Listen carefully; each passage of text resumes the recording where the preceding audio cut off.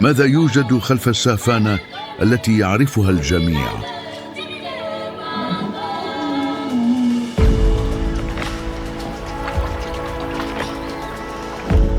ما الأسرار التي تخبئها الصحارى الخضراء والأخاديد العملاقة والمسارات الساحلية، حيث يبدو أن الزمن قد توقف؟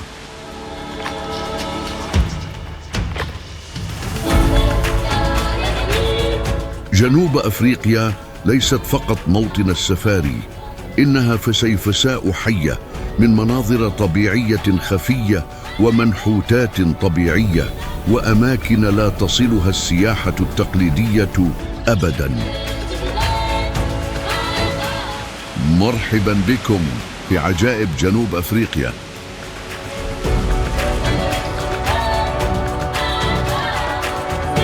استعد لرؤية ما لا تعرضه الكتيبات السياحية، لأننا في هذا الوثائقي سنذهب إلى ما هو أبعد بكثير. اليوم هنا في كوكبنا سوف نكشف 10 أماكن مذهلة للغاية، تبدو وكأنها نحتت يدوياً على يد الخالق نفسه. رحلة تبدأ من جبال أسطورية وتنتهي في القلب النابض للحياة البرية الأفريقية. سترى طيور البطريق في أماكن لا يتوقع فيها سوى الحرارة. نعم، بطاريق في أفريقيا. كروم عنب مهيبة في قلب قمم الجبال، ولقاءات مع الفيلا في أماكن تشبه الأحلام. ولكن قبل أن نصل إلى هناك، هل أنت مستعد لترك السطح واستكشاف ما هو غير مرئي؟ إذن خذ نفساً عميقاً، لأن ما سيأتي لاحقاً قد يغير نظرتك إلى جنوب أفريقيا إلى الأبد.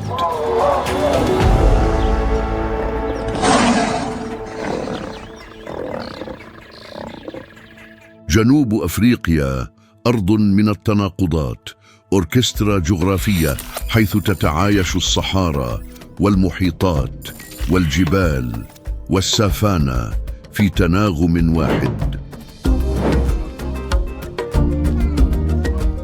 تقع في الطرف الجنوبي من القارة الأفريقية، وتمتد على أكثر من 1,200,000 كيلومتر مربع، مع ما يقرب من 60 مليون نسمة موزعين بين مدن نابضة بالحياة وقرى لم يمسسها الزمن. ولكن اليوم لسنا هنا للحديث عن الأمور البديهية. انسى للحظة المسارات السياحية وباقات السفر أو صور البطاقات البريدية. من الآن فصاعداً سنستكشف العجائب الخفية في جنوب أفريقيا، أماكن وكأنها تهمس بأسرارها إلى الرياح وتكشف عن روح البلاد أكثر من أي نصب تذكاري.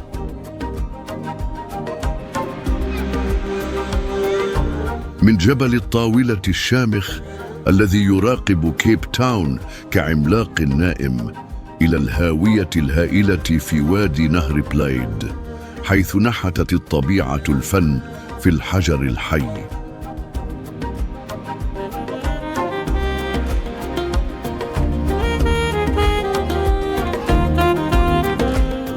من الشواطئ التي تسكنها البطاريق إلى المسارات الساحلية حيث يغني البحر فوق منحدرات تتحدى المنطق، سترى جنوب أفريقيا بعين مختلفة، لأننا سنكشف ما هو خلف السافانا. تم إنشاء هذا الوثائقي من أجلك أنت، الذي يبحث عن أكثر من مجرد الجمال. أنت الذي تبحث عن المعنى، أنت الذي يشاهد بعينيه ولكن يشعر بقلبه. وإذا كنت قد سافرت معنا عبر المغرب في الحلقة السابقة، فستدرك أن لكل مكان أسراره الدفينة. والآن حان الوقت لاكتشاف أسرار جنوب أفريقيا. وقبل أن نتابع، تأكد من أنك مشترك بالفعل في قناة كوكبنا، فهذا يضمن أنك ستواصل استكشاف الروائع من حول العالم معنا. والآن خذ نفساً عميقاً واستعد لأول وجهة في هذه الرحلة الأسطورية، حيث ترتفع الصخور كجدران حضارة قديمة، وكل متر من ارتفاعها يحمل في طياته آلاف السنين من التاريخ. كيب تاون بين القمم والذكريات.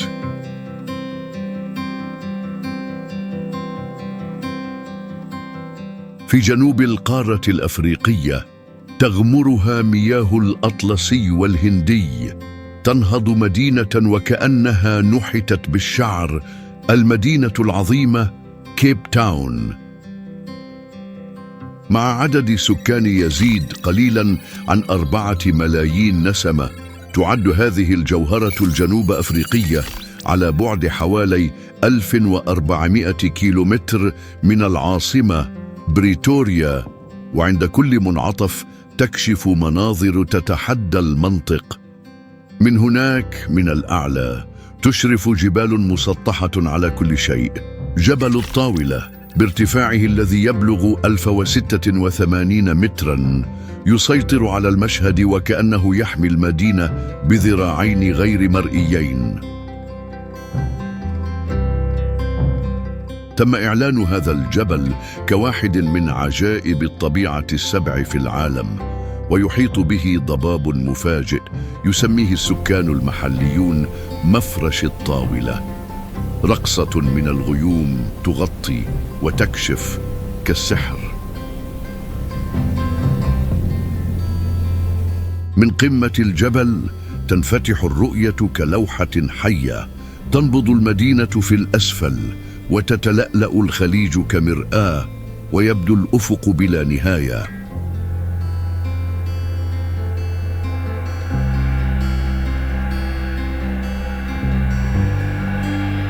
وبالقرب من هناك في هدوء البحر تستريح جزيرة صامتة، جزيرة روبن، مكان الألم، ولكنه أيضاً رمز للصمود والأمل.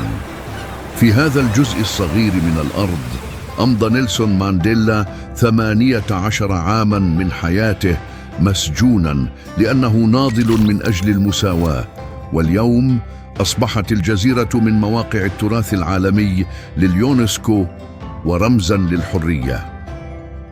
الرحلة إليها تستغرق حوالي 30 دقيقة بالقارب، لكنها تعبر قرونا من التاريخ، رحلة بين جراح عميقة وقوة شعب لم ينحني أبدا.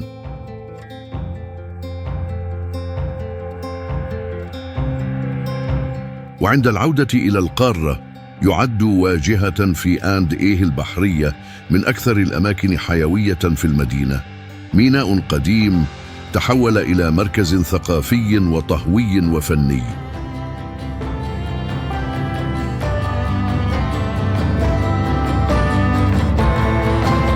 مقاهي على شاطئ البحر، متاجر ملونة، أسواق في الهواء الطلق، وصوت البحر الذي يهدهد الذكريات، مكان يتباطأ فيه الزمن.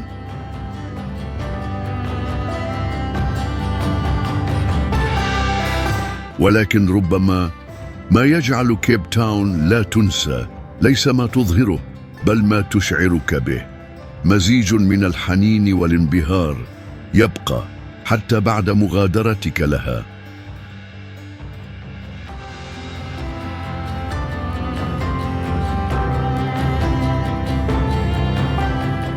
إذا وصلت إلى هنا شاركنا في التعليقات، ما الذي سحرك أكثر في هذه الوجهة الأولى؟ رأيك يساعد قناتنا على النمو وعلى إنتاج وثائقيات أكثر إغراقاً في العمق. وهكذا نودع كيب تاون، لكن ليس كمن يغلق كتاباً، بل كمن يضع علامة على الصفحة ليعود إليها. كل شارع سرناه، كل رائحة شممناها، كل نظرة تبادلناها تتحول إلى كنز صغير محفوظ في داخلنا، لأن بعض الأماكن لا يمكن أن تحصر في الذكريات فقط، بل تظل حية تنبض هنا في أعماقنا. والآن خذ نفساً عميقاً، لأننا سنغادر ضفاف البحر ونتجه نحو قلب البلاد، حيث تتحول الجبال إلى جدران عملاقة، ويبدو أن السماء تلامس الأرض.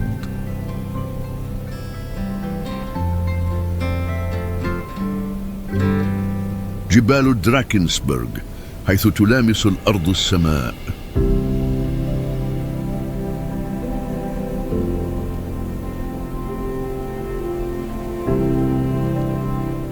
سلسلة الجبال المعروفة باسم دراكنسبرغ تمتد لأكثر من 1000 كيلومتر، وتشكل الحدود الطبيعية بين جنوب أفريقيا والمملكة الصغيرة ليسوتو. اسمها مشتق من اللغة الهولندية ويعني جبال التنين، وعند تأمل قممها التي تشق السماء يصعب عدم تخيل عمالقة النائمين تحت الصخور.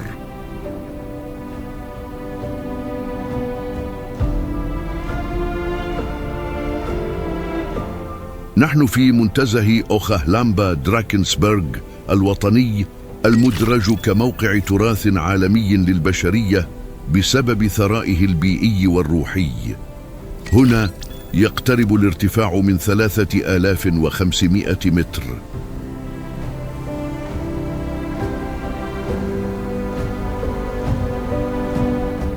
وديان عميقة، جدران عمودية شاهقة، مسارات تتعرج بين الهاويات والشلالات، محمية طبيعية يتحدث فيها الصمت بصوت أعلى من الرياح.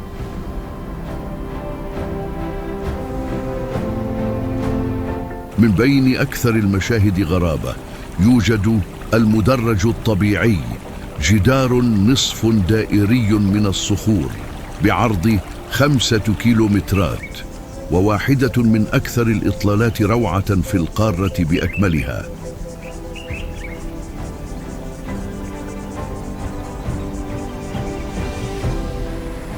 وفوقه مباشرة تقع شلالات توجيلا، شلال ينحدر من ارتفاع 949 متراً، من أعلى الشلالات في العالم.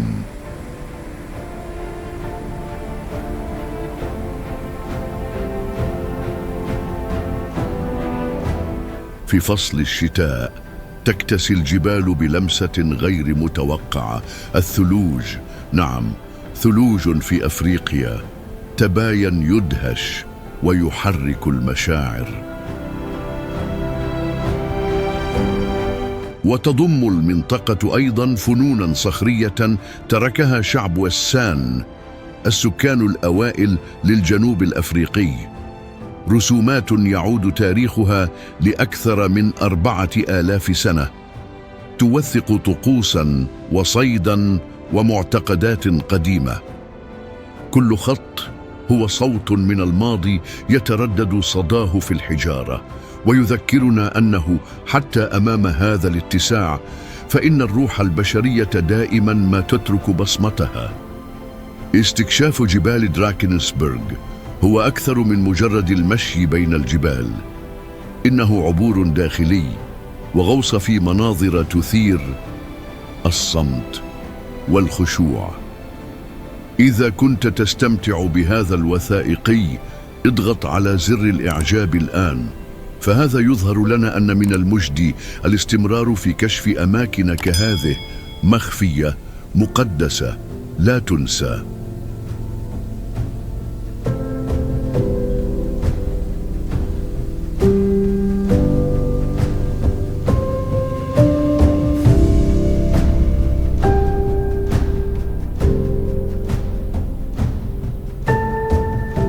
والآن حان وقت النزول من القمم. سوف نتجه نحو الساحل، حيث الرمال بيضاء والصخور مستديرة، وسكان المكان يرتدون البذلات الرسمية.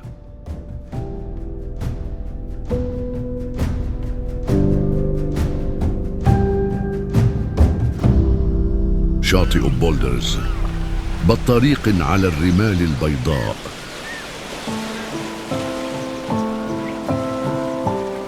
على بعد حوالي 40 كيلومترا من كيب تاون، مختبئ بين الصخور المستديرة والمياه الصافية، يظهر شاطئ يبدو وكأنه لوحة ناعمة، شاطئ بولدرز. لكن ما يجعل هذا المكان فريدا حقا ليس فقط رماله الفاتحة ولا الأزرق الفيروزي الذي يلامس الصخور، بل البطاريق.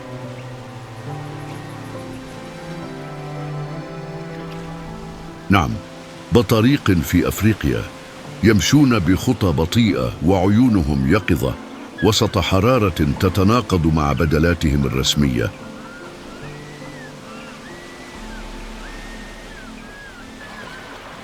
النوع الذي يعيش هنا هو البطريق الأفريقي، من الأنواع القليلة التي تأقلمت مع المناخ الحار. وصلوا حوالي عام 1982 وشكلوا مستعمرة تضم اليوم أكثر من 2000 فرد. عند انخفاض المد نرى عائلات بأكملها تغوص وتنزلق بين الصخور في صمت وكأنها ترقص تحت ضوء الشمس.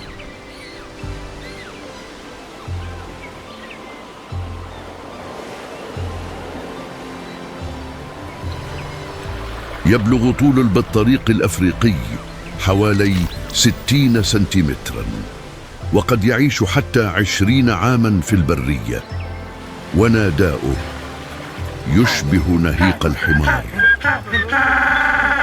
وهذا ما أكسبه لقب بطريق الحمار.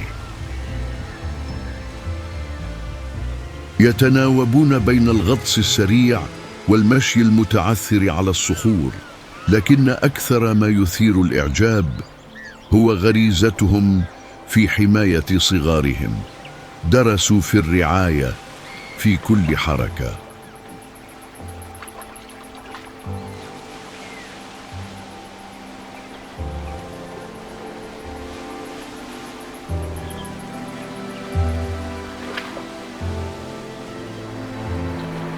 يؤدي شاطئ بولدرز أيضاً دوراً مهماً في الحماية البيئية، فهو جزء من المنطقة البحرية المحمية لمنتزه جبل الطاولة الوطني، ويخضع لمراقبة مشددة لحماية المستعمرة التي تنمو باستمرار.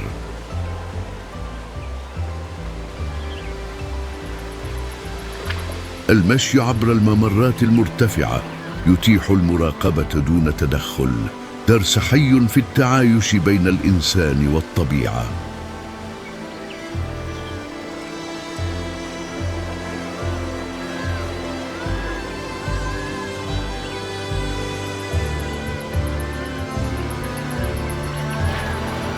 بلدة سايمونز تاون، المدينة المجاورة، تحافظ على التاريخ البحري للمنطقة حياً. تباين ساحر بين التقاليد والحياة البرية.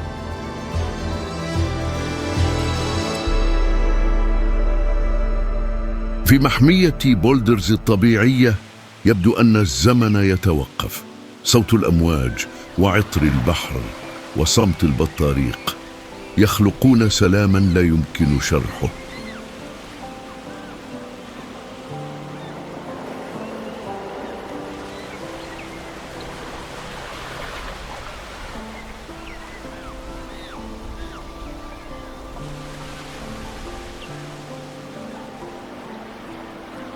ربما يكون هذا هو المعجزة الحقيقية لهذا المكان، ليس فقط رؤية الحيوانات البرية عن قرب، بل التعلم من التناغم الصامت الذي يعلموننا إياه كل يوم.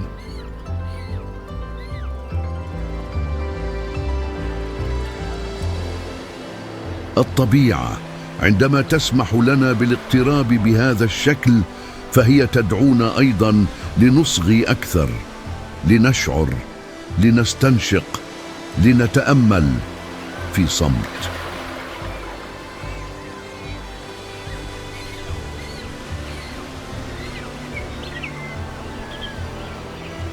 وعند مغادرة شاطئ بولدرز تبقى فيك تلك الإحساس وكأنك زرت مكانا مقدسا ملاذ بين الصخور والأجنحة.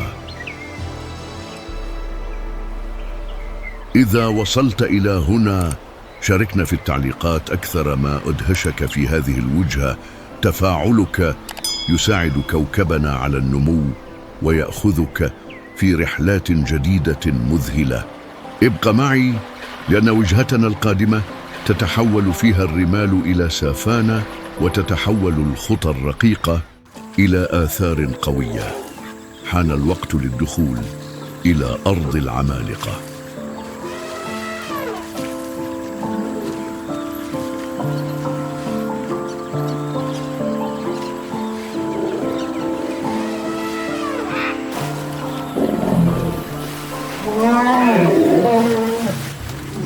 منتزه أدو، أرض الفيلا العملاقة.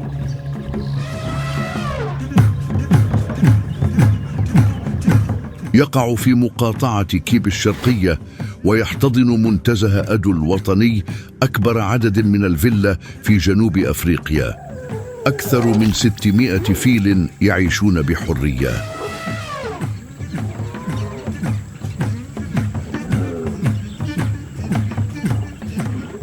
أنشئ في عام 1931 عندما تبقى فقط 11 فيلا في المنطقة، فأصبح المنتزه رمزا للصمود وللفن الدقيق في الحفاظ على ما نجا.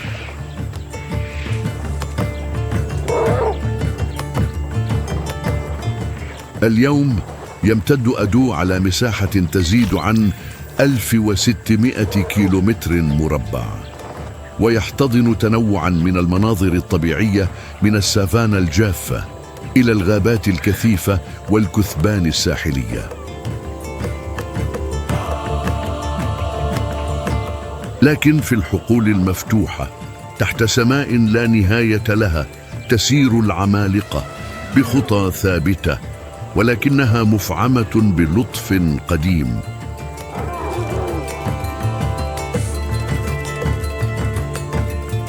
طورت فيلا أدو سلوكيات فريدة، فهي أكثر هدوءاً وأكثر تعاوناً فيما بينها، والعديد منها ولد بعيداً عن التهديد البشري.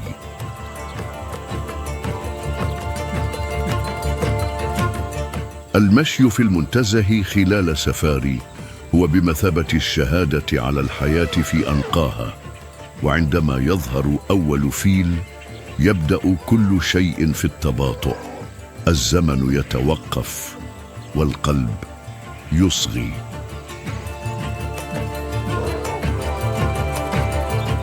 إلى جانب الفيلا يعد أدو المنتزه الوحيد في العالم الذي يحمي ما يعرف بالسبعة الكبار: الأسد، النمر، الجاموس، وحيد القرن، الفيل،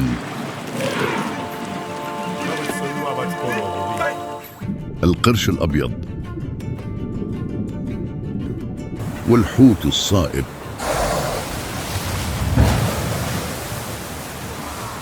في زيارة واحدة فقط من الممكن أن تلتقي بعينيك مع مفترسات ليلية، ثم بعدها بلحظات تشاهد حوتاً يشق سطح البحر من بعيد. عرض يتحدى المنطق. في منصات المراقبة المنتشرة في المنتزه، الصمت هو أعظم هدية، وتتحول مجرد لحظة تأمل إلى طقس مقدس. هناك التأمل هو نوع من الشكر.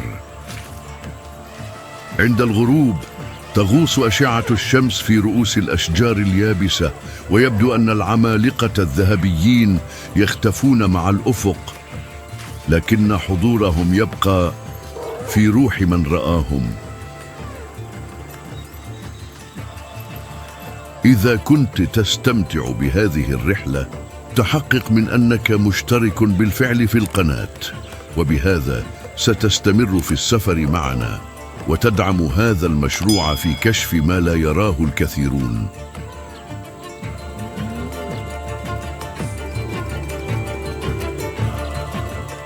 يذكرنا منتزه أدو أن العمالقة الحقيقيين لا يحدثون ضجيجاً، إنهم فقط يمضون قدماً ويغيرون كل شيء من حولهم بخفة من يحمل قروناً من الحكمة. يتابع علماء الحديقة تحركات القطعان عبر نظام تحديد المواقع ويدرسون أنماط هجرتهم. تساعد مثل هذه البيانات على إعداد خطط لحماية الأنواع التي لا تزال تواجه تهديدات صامتة. يروي العديد من الزوار عن ظاهرة غريبة. عند رؤية فيل من مسافة قريبة يشعرون بشيء غريب، وكأن العالم من حولهم يختفي ولا يبقى سوى تلك اللحظة.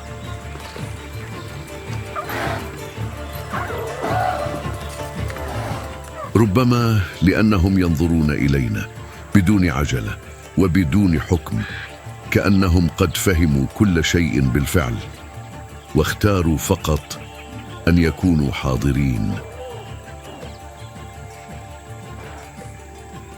الدو ليس مجرد منتزه، إنه تذكار حي بأن العظمة قد تكمن في الصمت، في الظل، أو في خطوات بطيئة لكائن يحمل العالم معه. والآن لنترك غبار السافانا خلفنا ونتجه نحو الحقول الخضراء، حيث تلتقي القصة والنكهة والجبال في كأس واحدة. وجهتنا التالية تخمرت عبر القرون.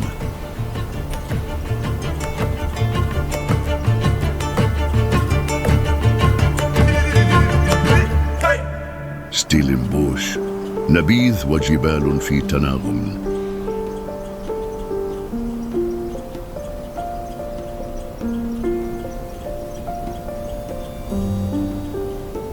على بعد 50 كيلومترا فقط من كيب تاون، وسط جبال متموجة وتربة خصبة، تنشأ أقدم منطقة لزراعة الكروم في جنوب أفريقيا، ستيلنبوش.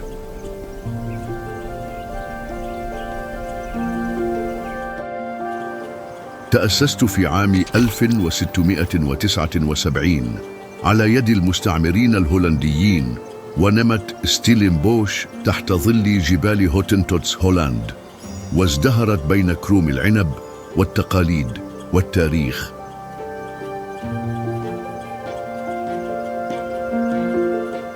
يوجد أكثر من 150 مصنع نبيذ منتشرة بين الوديان الخضراء والطرق المزينة بالزهور والمنازل الاستعمارية المحفوظة كلوحات مائية.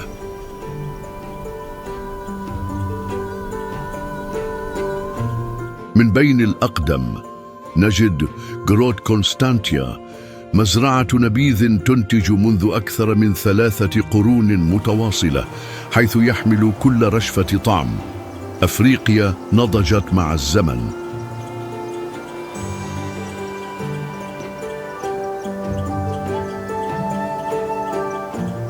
النبيذ هنا ليس مجرد مشروب، بل هو لغة، هو ذاكرة سائلة، طقس يبدأ من الأرض وينتهي في داخلنا.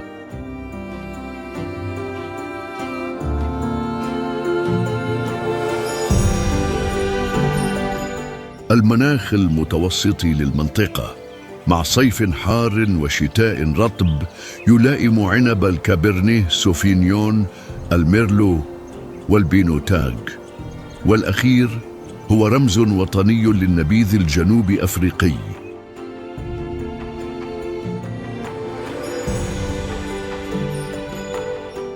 المشي بين كروم العنب تجربة أقرب ما تكون إلى التأمل. الأوراق ترقص مع الريح، والشمس ترسم الجبال بخطوط ذهبية، وكأن الخالق يرسم بصمت علامته الخاصة. مصانع النبيذ تقدم أكثر من مجرد تذوق، إنها تجارب حسية، وجبات في الهواء الطلق، جولات بالدراجة بين الكروم، وتناغمات تمس الذوق والذاكرة. ستيلنبوش أيضا مدينة جامعية، مركز ثقافي نابض، حيث تتعايش المعارض والمقاهي والأسواق في شوارع مظللة بالأشجار، التقاليد والشباب جنبا إلى جنب.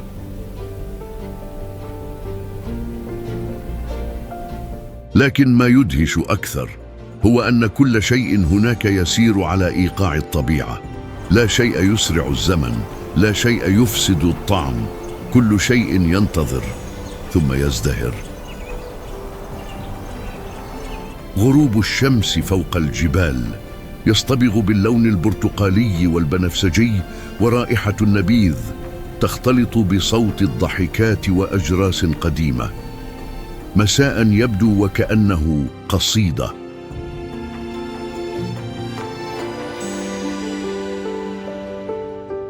هناك أماكن تعلمنا عن الوقت أثناء مروره، لكن هناك أماكن أخرى مثل ستيلنبوش تعلمنا أن نبطئ ونشعر بالحاضر بصدق أكبر.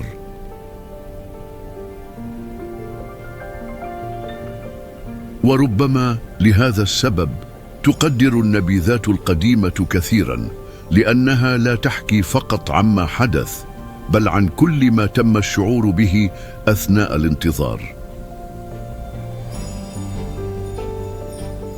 إذا لامس هذا الفصل شيئا بداخلك، شاركه مع من يحب التجارب العميقة، فبذلك تساعدنا في نشر القصص التي تستحق أن تتذوق بهدوء.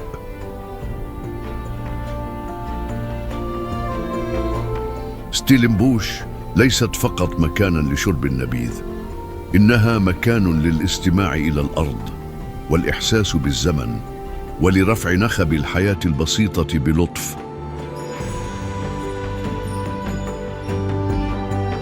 وكما هو حال كل نبيذ جيد، تواصل هذه الرحلة أيضا نضوجها. في وجهتنا التالية سنترك الوديان الهادئة لنغوص في أحد أكبر الأودية الخضراء على وجه الأرض، حيث تنحت الصخور الهاويات وينحت الريح شرفات المراقبة، مكان تتحدث فيه الطبيعة بصوت عال وتسكت فيه المناظر الكلام. وادي نهر بلايد، الوادي الأخضر في أفريقيا.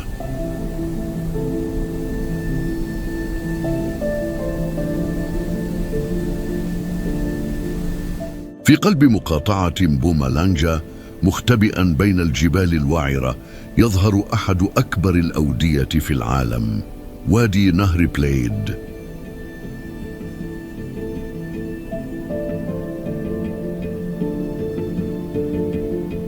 بامتداده الذي يزيد عن 25 كيلومترا، وجدرانه التي تتجاوز 800 متر ارتفاعا، يعتبر ثالث أكبر واد في العالم وأخضره على الإطلاق.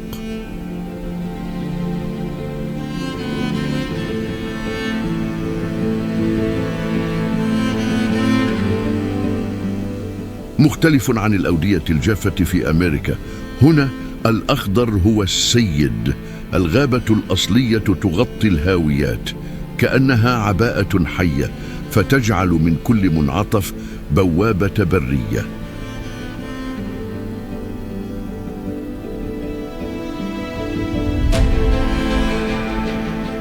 يتعرج نهر بلايد في الأسفل وينحت الصخور بصبر آلاف السنين. اسمه يعني الفرح، تكريما لاجتماع المستكشفين الضائعين في القرن ال19.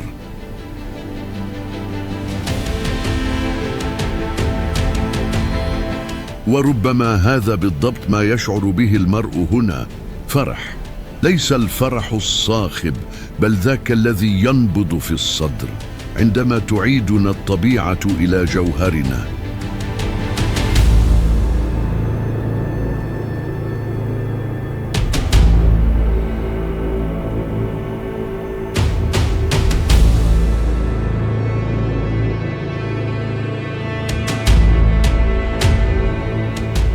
من بين أبرز المعالم تتربع القبب الثلاثة، تكوينات صخرية تشبه الأكواخ الأفريقية، 3 عمالقة من الحجر يحرسون أسرار الوادي.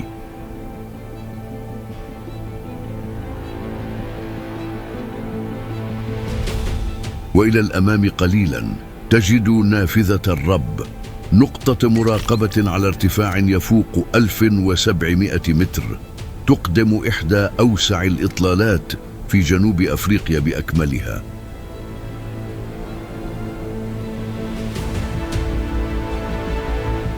في الأيام الصافية يمكنك أن ترى حتى حديقة كروجر الوطنية في الأفق البعيد، خط رفيع بين الواقع والمقدس.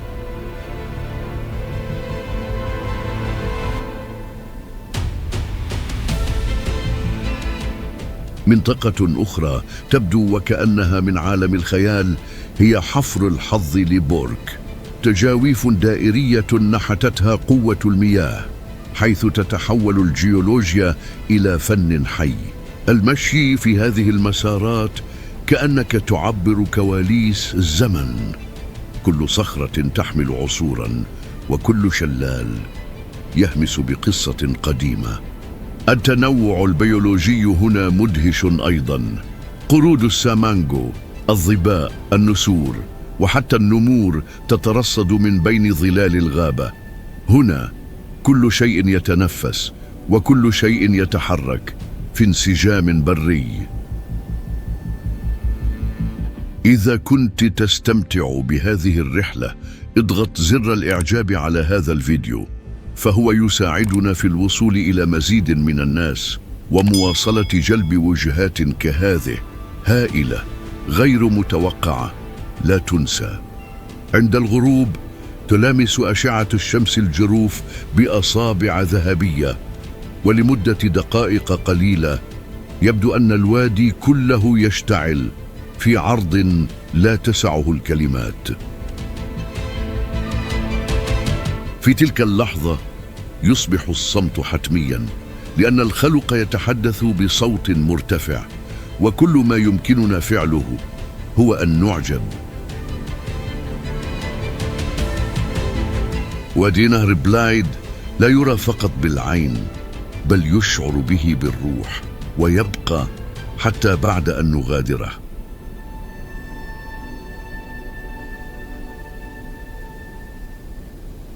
والآن حان وقت ترك الهاويات خلفنا والمضي نحو الأمواج، ففي وجهتنا التالية يتكشف الساحل بطبيعته البرية المقدسة والمتمردة. استعد لمشاهد تتحدى الزمن ولقصص يرويها البحر. الساحل الذي سيزأر أمام عينيك هو كل شيء إلا أنه متوقع.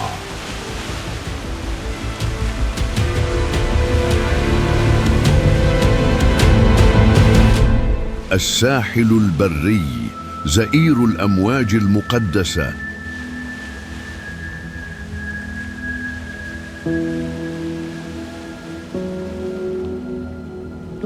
في جنوب شرق جنوب أفريقيا يوجد ساحل يبدو وكأنه رسم بيد المحيط نفسه، الساحل البري الأسطوري.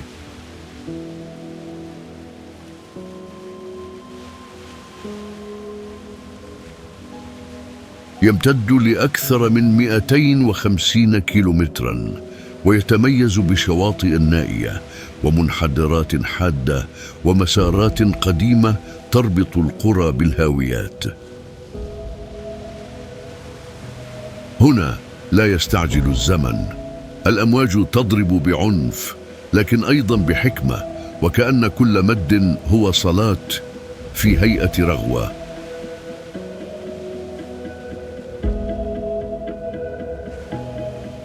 إحدى جواهر هذه المنطقة هي الثقب في الجدار، قوس عملاق نحته الخالق بيده بفهم عميق لجمال الأشكال وقوة العبور.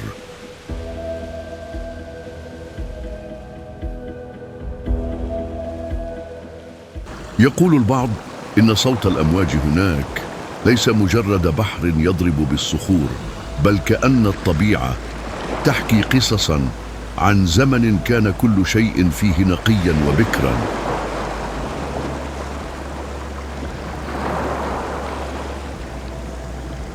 أقرب قرية هي خليج كوفي، ملاذ للصيادين وراكبي الأمواج والمسافرين الباحثين عن المجهول. هناك يصبح البسيط عظيماً ويحمل الصمت صوتاً خاصاً.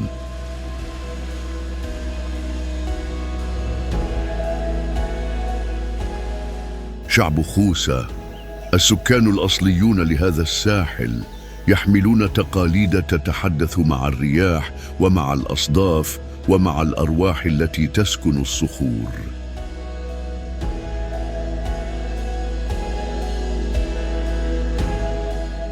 كل منعطف في المسار يكشف منظراً جديداً، أحياناً بري وأحياناً ناعم، لكنه دائماً نابض بالحياة. المشي هنا أكثر من مجرد استكشاف، إنه تيه مقصود، والقبول بأن ليس كل شيء بحاجة إلى تفسير. بعض الجمال خلق فقط ليشعر. إذا وصلك هذا الفصل بشيء أكبر، اترك تعليقا بكلمة بحر، فقط هذه الكلمة، لا جمل، لا تفسيرات، فقط بحر.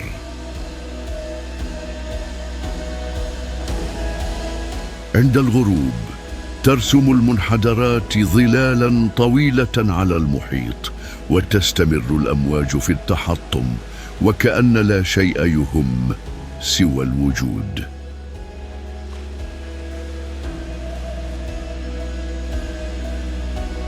الطبيعة لا تعيش فقط، بل تفرض نفسها، والبحر لا يهمس، إنه يزأر بسلطة من يشكل القارات.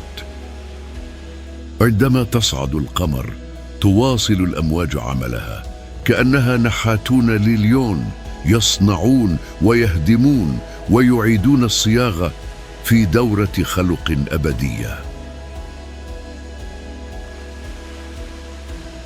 الساحل البري أكثر من مجرد وجهة، إنه بوابة نحو شيء نسيناه، مكان تمشي فيه الأجساد لكن الأرواح تصل أولاً.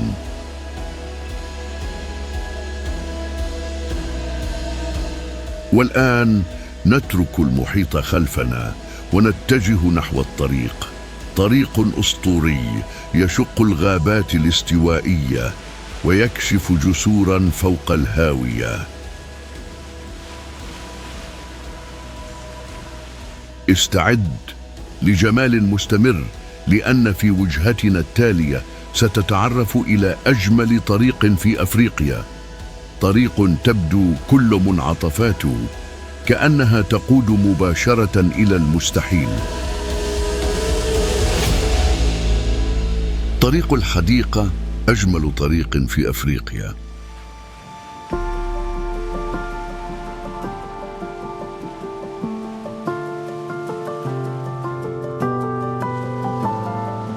تقع على الساحل الجنوبي لجنوب أفريقيا، ويمتد طريق الحديقة لأكثر من 300 كيلومتر، يربط بين خليج موسل ونهر ستورمز في مسار يبدو وكأنه رسم يدويا. تمر هذه الطريق عبر غابات استوائية ومنحدرات درامية وجسور معلقة وشواطئ ذات رمال ذهبية.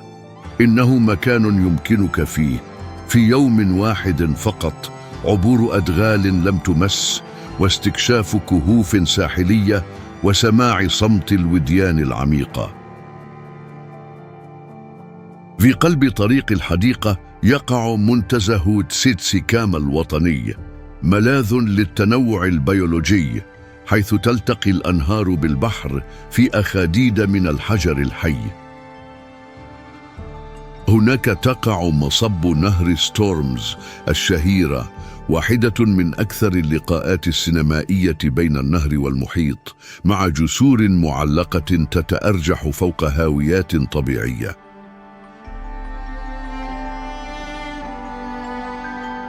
وإذا نظرت جيدا سترى الدلافين تلعب في الأمواج، وإن حالفك الحظ حتى الحيتان تهاجر على مقربة من الشاطئ.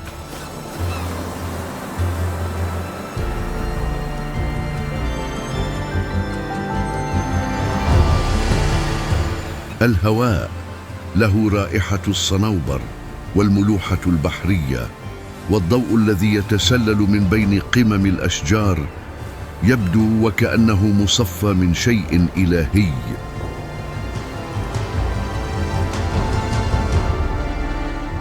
واحدة من أكثر النقاط جذباً للصور تقع في رؤوس نايسينا، منحدران صخريان ضخمان يحرسان مدخل البحيرة كأنهما بوابتان لمملكة خفية.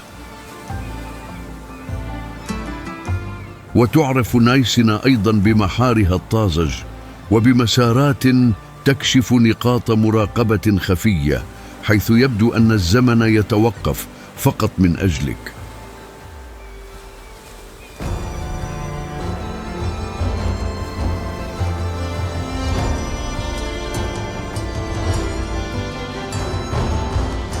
السير في هذا الطريق هو أكثر من مجرد قيادة، إنه تأمل، هو تنفس عميق، هو تذكير بأن الطريق يمكن أن يكون هو الوجهة.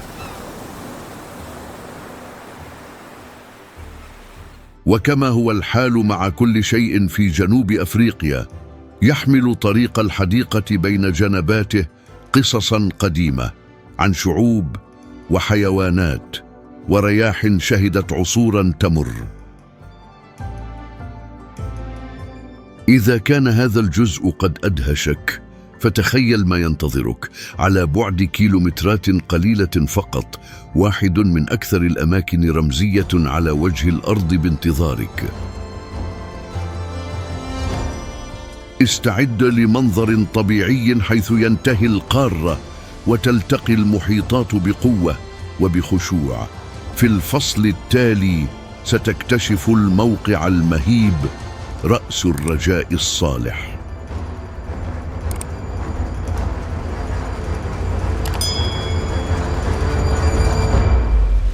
رأس الرجاء الصالح، حيث تلتقي المحيطات.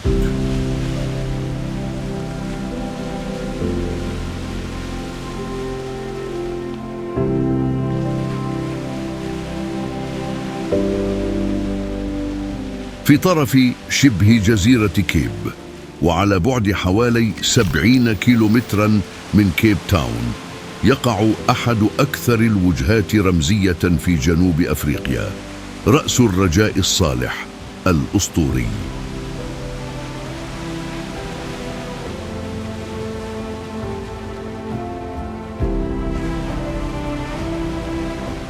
هنا يلتقي المحيط الأطلسي بالمحيط الهندي في عناق من المياه الهائجة، حيث يبدو أن الخلق يتجلى في هيئة أمواج ورياح.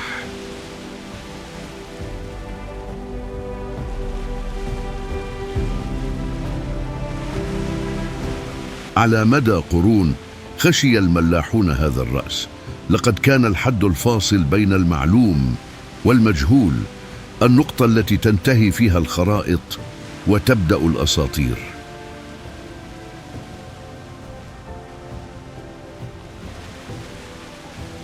كيب بوينت هو حارسه الأمين، رأس صخري شاهق يتوجه منارة في القمة تنادي البحارة: هنا تنتهي اليابسة.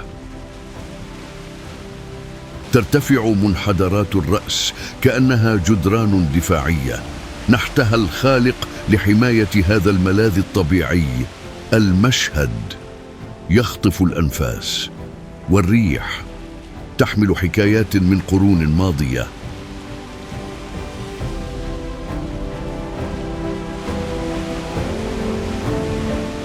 تضم محمية الرأس الطبيعية ظباء ونعامات وقرود البابون وزهورا متوطنة من مملكة الزهور في كيب، انفجار من الحياة في مكان قد تتوقع فيه فقط الصخور والبحر.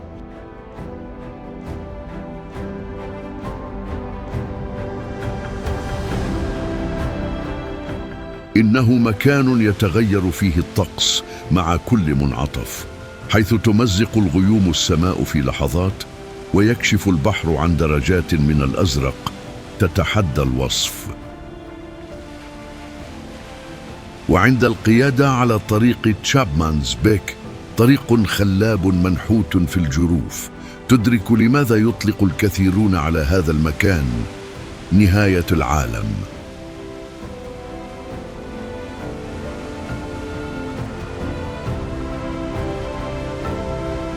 لكن ربما ما يثير الإعجاب أكثر ليس المشهد بحد ذاته، بل ما يوقظه داخل من يتأمل.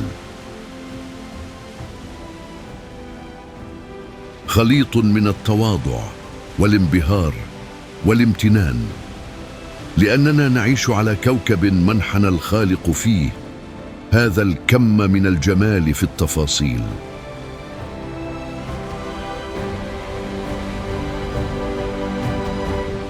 إذا وصلت إلى هذه اللحظة، تأكد من أنك مشترك في القناة، لتضمن أن العجائب القادمة تكون جزءاً من رحلتك أيضاً. والآن استعد، لأننا على وشك الوصول إلى المحطة الأخيرة في هذه الرحلة، إلى المكان الذي تتنفس فيه السافانا وينبض فيه قلب أفريقيا بقوة أكبر.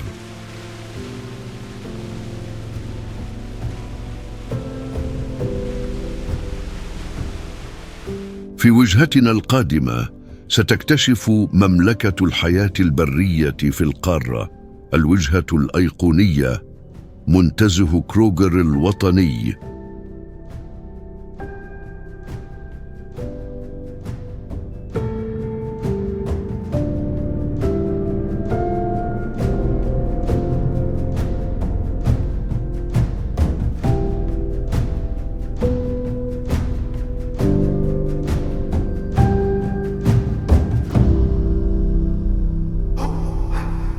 منتزه كروغر الوطني، قلب أفريقيا البري.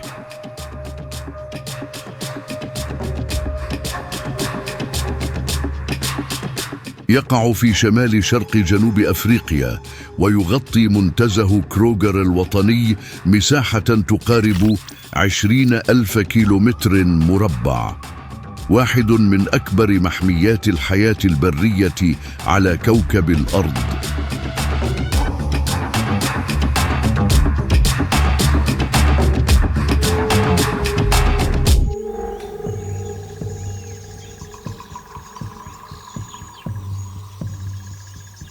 هنا لا توجد أقفاص ولا حواجز، فقط إيقاع الطبيعة القاسي، حيث تعيش المفترسات والفرائس، رقصة البقاء القديمة.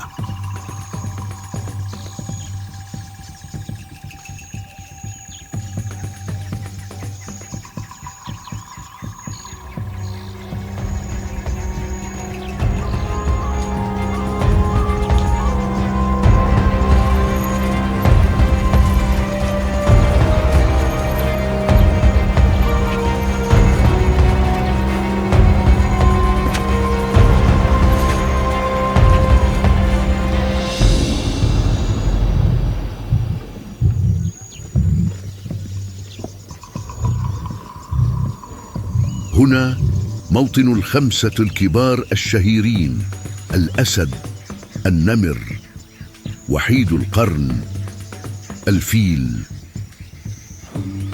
والجاموس. حيوانات حتى من بعيد تجعل القلب ينبض بقوة. السفاري في كروغر ليس مجرد جولة، إنه تجربة تغير شيئاً في داخلك. عندما تلتقي عيناك بعيني أسد، يبدو أن الزمن يتوقف. الفجر في كروغر عرض خاص، أشعة ذهبية تقطع السافانا، كاشفة ظلال الزرافات، وقطعان تستيقظ على تغريد الطيور.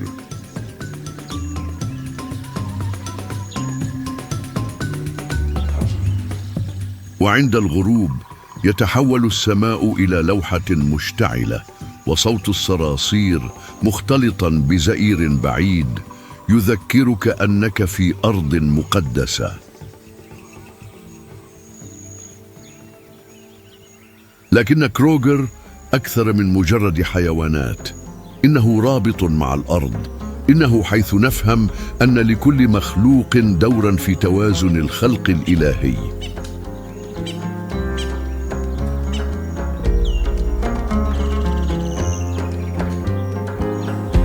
أكثر من 500 نوع من الطيور ومئات الزواحف وتنوع نباتي يتحدى أي موسوعة، كل ذلك يتعايش في انسجام تام.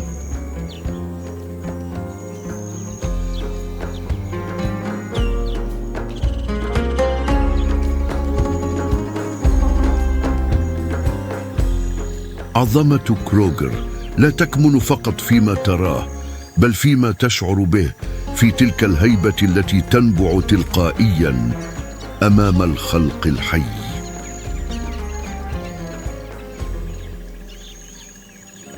إذا وصلت إلى هنا تأكد أنك مشترك في القناة، فهذا يضمن أن الوجهات القادمة تصل إليك دائما بجودة وصدق وعاطفة.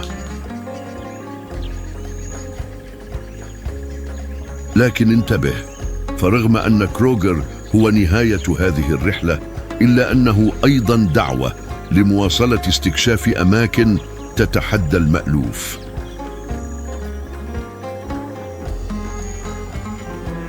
ربما خلال هذه الرحلة أدركت أن جنوب أفريقيا أبعد بكثير من مجرد سافانا.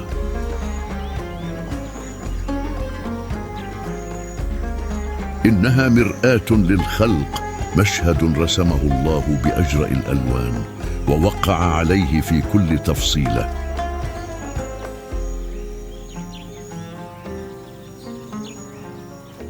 من القمم التي تلامس السماء إلى المياه التي تصطدم بحواف القارة، كل شيء هنا ينبض بالحياة ويكشف عن هدف أعظم. إذا أثرت هذه الرحلة فيك بطريقة ما، لا تحتفظ بها لنفسك فقط، شارك هذا الوثائقي مع من يحب أيضا اكتشاف عجائب كوكبنا. وتذكر، هذه كانت مجرد صفحة واحدة من أطلس مليء بالأسرار والجمال الذي لم يكتشف بعد. هنا في قناة كوكبنا، كل حلقة هي رحلة، وكل وجهة فرصة جديدة للدهشة.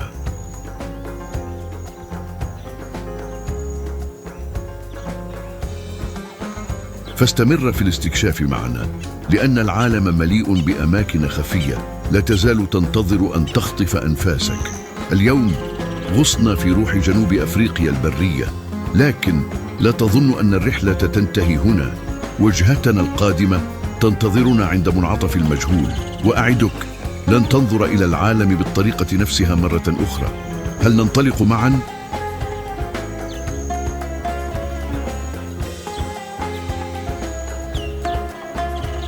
إذا كنا اليوم قد رأينا برية جنوب أفريقيا، ففي الفيديو السابق عبرنا صحراء المغرب، حيث المدن المقدسة والواحات الخفية وجدران الرمال تخبئ أسراراً قديمة. فبعد أن غصنا في السافانا، ما رأيك أن نعود إلى بداية الحضارة؟ اضغط الآن على الفيديو الظاهر أمامك وانطلق معي في رحلة جديدة عبر عجائب المغرب، واكتشف 10 أماكن مخفية ما بعد الصحراء. سأكون بانتظارك هناك. اكتشف الروائع حول العالم. مع السلامة، وإلى اللقاء في الرحلة القادمة.